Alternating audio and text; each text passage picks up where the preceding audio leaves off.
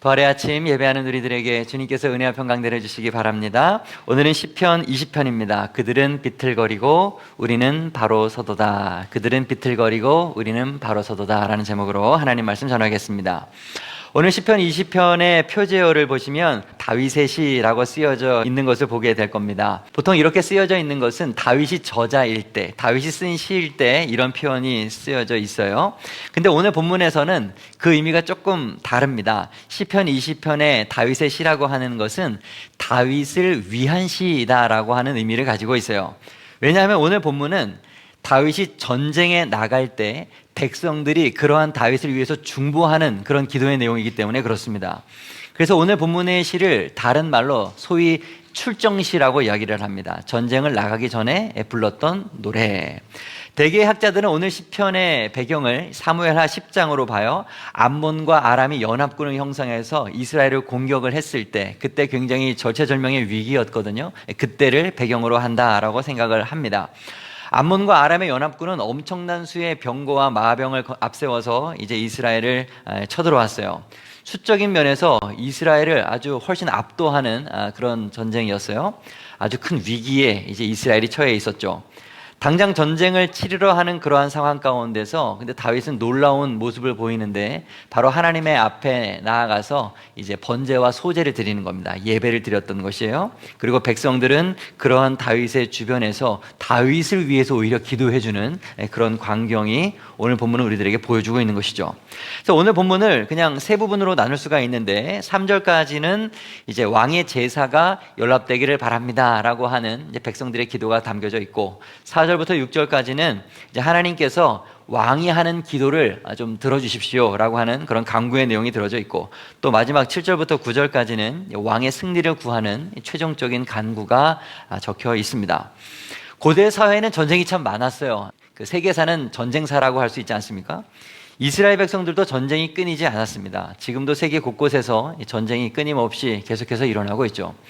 우리나라도 마찬가지죠. 역시 지금 분단의 상황이기는 하지만 여전히 전쟁 상태라고도 할 수가 있겠습니다.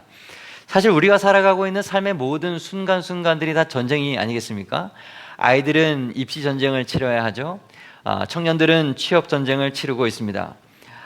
아버지들은 하루하루가 이제 치열한 생존을 위한 영적 전쟁이고요. 엄마들은 육아 전쟁을 치르고 있죠. 그러면서 그런 면에서 오늘 시편 20편의 간구는 우리 모든 사람들의 기도다라고 할 수가 있겠습니다. 우리 모두가 전쟁에서 승리가 필요하기 때문에 그렇습니다. 그렇다면 전쟁의 승리를 위해서 우리는 어떻게 해야 될 것인가? 결론부터 말씀을 드리자면 하나님을 의지해야 합니다. 하나님을 의지하는 자가 전쟁에서 승리할 수가 있어요. 오늘 7절 말씀을 보겠습니다. 어떤 사람은 병거, 어떤 사람은 말을 의지하나 우리는 여호와 우리 하나님의 이름을 자랑하리로다. 병거와 말이라고 하는 것은 당시에 아주 중요한 군사력이었습니다. 무기죠. 세속적인 힘을 상징하고 있습니다. 세상 사람들은 이것들을 의지하죠. 그리고 이것들을 자랑하고 심지어 이것들을 가지고 있을 때 영광스럽다라고 생각을 하고 있습니다. 하지만 이스라엘 백성은 그렇지 않았다는 것이죠. 그들은 자랑할 것이 오직 한 가지, 그들이 믿고 있는 여호와 하나님의 이름이었습니다. 여호와 하나님의 이름을 자랑한다. 이것은 하나님을 의지한다라고 말하는 것이죠. 하나님을 자신의 힘으로 여긴다는 말이에요.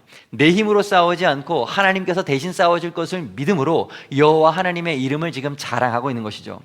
전쟁에 임하고 있는 상대편 대적과 지금 이스라엘 백성이 전쟁을 대하는 태도가 이토록 대조된다는 것을 우리는 말씀 속에서 볼 수가 있습니다. 대적들이 볼 때 이스라엘의 이러한 모습이 얼마나 이상해 보였겠어요? 얼마나 우스꽝스럽게 보였겠습니까? 암몬은 자신들의 군사력뿐만 아니라 지금 아람으로부터 수많은 용병을 고용한 상태입니다. 수적 우위를 가지고 지금 압도하고자 공격을 하고 있고 예루살렘 성을 지금 포위한 그런 상황에 있습니다. 그들에게는 병거 부대도 있었고요, 기병대도 있었습니다. 이것에 비하면 이스라엘은 아무 힘이 없어요. 무기도 없습니다. 지금 군사도 없어요. 이스라엘은 그냥 말씀 그대로 우리 하나님 여호와의 이름만 찬양하고 있을 뿐입니다.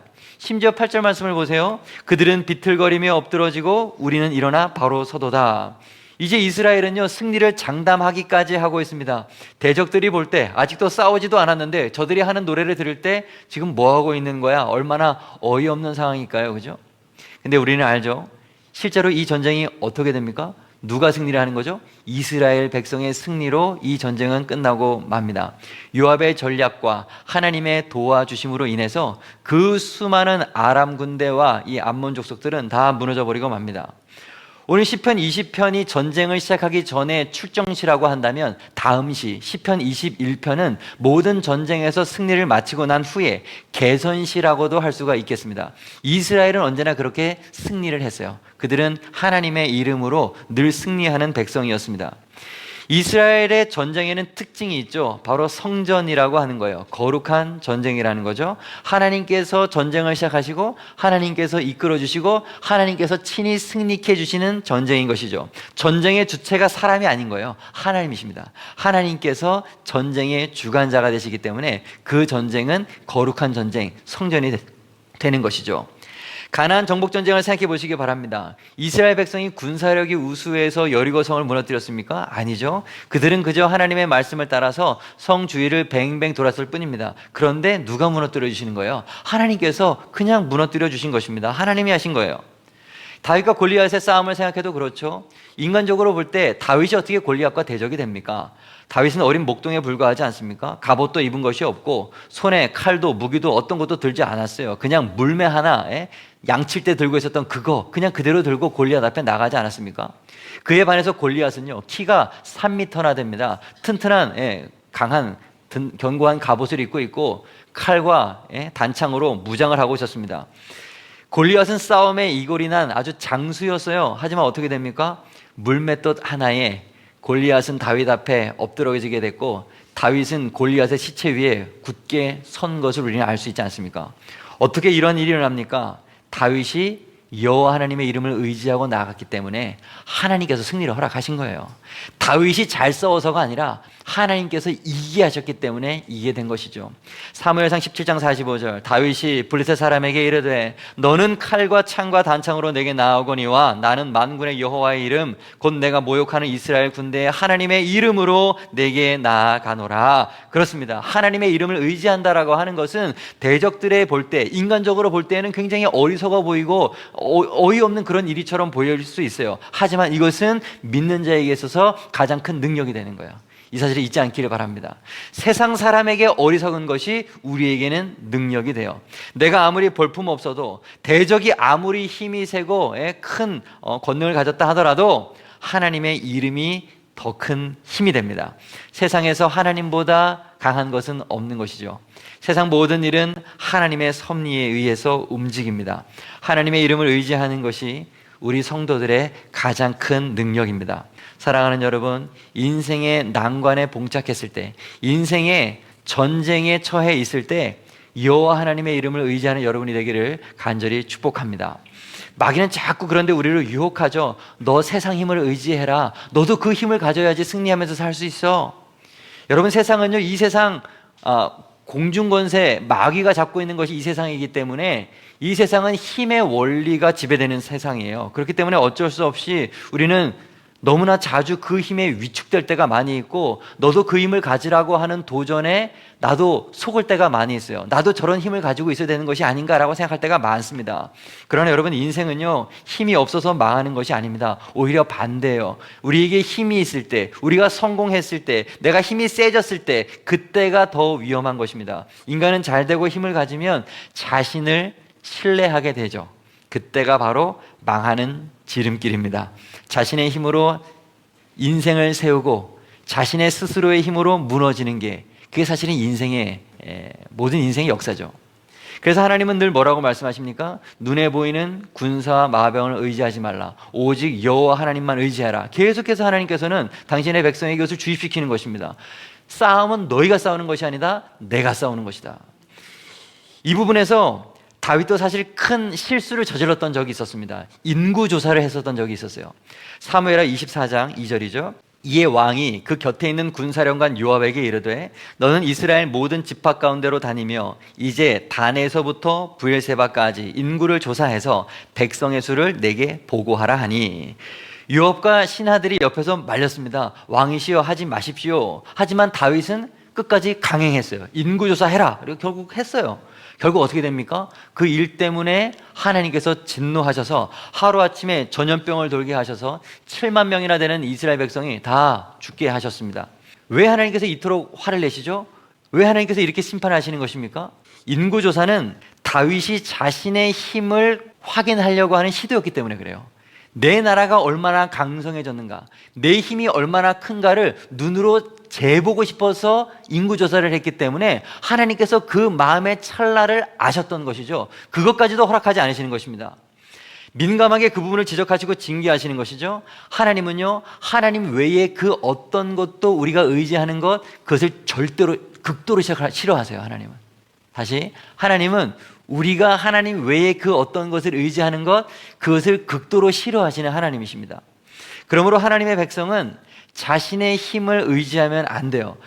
그래서 성공을 하고 힘을 갖고 유명해질 때, 그때가 가장 위험한 순간이에요.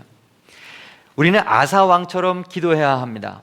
역대하 14장 11절, 아사가 그의 하나님 여호와께 부르짖어 이르되 여호와여, 힘이 강한 자와 약한 자 사이에는 주밖에 도와줄 이가 없사오니 우리 하나님 여호와여, 우리를 도우소서. 우리가 주를 의지하오며 주의 이름을 의탁하옵고 이 많은 무리를 치러 왔나이다. 여호와여, 주는 우리 하나님이시오니 원하건대 사람이 주를 이기지 못하게 하옵소서 하였더니, 강한 자와 약한 자 사이에 오직 하나님밖에 없다라고 하는 이 정직한 고백, 사람이 주를 이기지 못하게 하옵소서라고 했던 이 기도, 오늘 우리의 기도가 될 수 있기를 간절히 바랍니다. 무엇을 의지하느냐가 관건이에요. 다시, 인생은 무엇을 의지하는 자가 하느냐가 관건입니다. 세상의 힘을 의지하느냐, 아니면 여호와 하나님의 이름을 의지하느냐. 전쟁 같은 인생에서 승리하는 비결은 내 힘이 아니라 하나님만 의지하는 것임을 다시 한번 기억하시기를 바랍니다.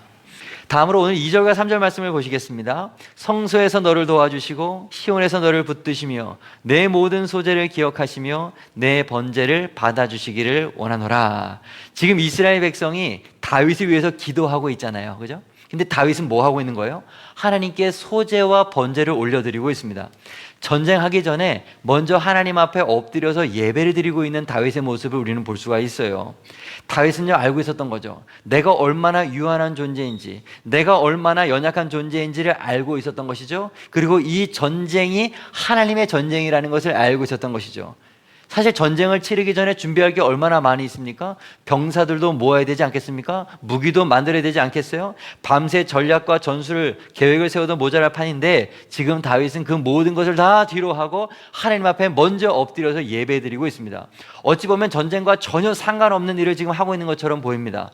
상상을 해보세요. 지금요, 대적들이 연합을 해가지고 예루살렘 성을 다 포위해서 진치고 있는 상황입니다. 앞뒤가 다 막혔어요. 근데 다윗은 그런 상황 속에서 제사를 드리고 있어요. 그리고 백성들은요, 그런 다윗 옆에서 다윗을 위해서 기도해주고 있는 겁니다. 지금 다윗의 관심이 어디에 있어요? 백성들의 관심이 어디에 있습니까? 암몬과 아람에게 있는 거예요? 적군들에게 있는 것입니까? 아니에요. 오히려 다윗의 관심은 대적에게 있지 아니하고 여호와 하나님께만 있는 것입니다. 하나님을 예배하면서 하나님만 집중하고 있어요. 대적은 안중에도 없죠. 여러분, 이것이 바로 예배드리는 이유와 목적이 됩니다.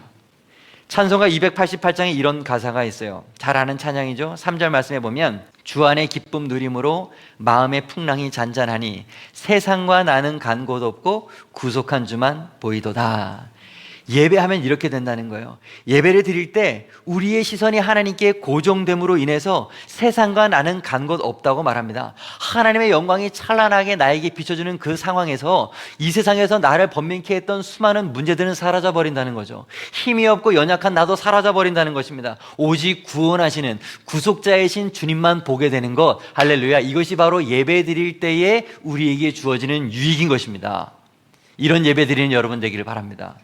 이렇게 정리를 하세요. 예배는 우리의 시선을 하나님께 고정하고 하나님의 능력과 영광에 사로잡히는 시간인 것이죠. 그래서 다윗은 지금 이런 절체절명의 상황 가운데서 전쟁을 앞두고 예배 먼저 드리고 있는 것입니다. 예루살렘은 이미 포위당했지만, 적군은 소리 지르고 아마 나팔을 부르면서 위협을 가하고 있었겠지만, 다윗만큼은 하나님 앞에 고요하게 지금 서 있는 것이죠. 예배하는 동안에 그 속에서 일어나고 있었던 모든 두려움들, 불안의 마음들 다 사라졌을 것입니다. 하나님으로부터 믿음이 생겼겠죠. 확신이 주어지지 않았겠습니까? 그 믿음은, 다윗의 믿음은 이러한 방식으로 증명이 되고 있는 거예요. 예배함으로써 절체절명의 위기의 상황 가운데서 전쟁의 앞에서 예배하는 것으로 다윗의 믿음은 증명되고 있는 것입니다. 여러분에게 질문합니다. 여러분, 여러분의 예배는 어떻습니까? 예배를 예배답게 드리면 현실을 초월할 수가 있어요. 예배를 예배답게 드리면 우리 안에 있는 불안과 두려움들은 사라지게 됩니다. 예배를 예배답게 드리면 죽었던 자가 다시 살아나게 되는 것입니다. 예배는 전능하신 하나님과 만나는 시간이기 때문에 초월을 경험하는 시간이에요. 하나님이 주시는 힘과 확신과 영광에 사로잡히게 되고 세상에 굴복하지 아니하고 휘둘리지 않는 인생이 되는 것입니다. 할렐루야. 예배하는 여러분 되길 바랍니다. 하나님의 영광에 사로잡히세요. 그래서 넉넉히 세상을 이기는 여러분 되기를 바랍니다. 그래서 우리가 예배하는 거예요. 세상 사람들은 예배하는 우리를 볼 때 어리석다고 말하겠죠. 너 왜 그렇게 낭비하냐고 말할 겁니다. 너 왜 그렇게 시간 낭비하고, 왜 그렇게 돈 낭비하고 너의 힘을 거기에 낭비하느냐? 해야 할 일도 많은데 그렇게 그냥 힘 빼고 있느냐?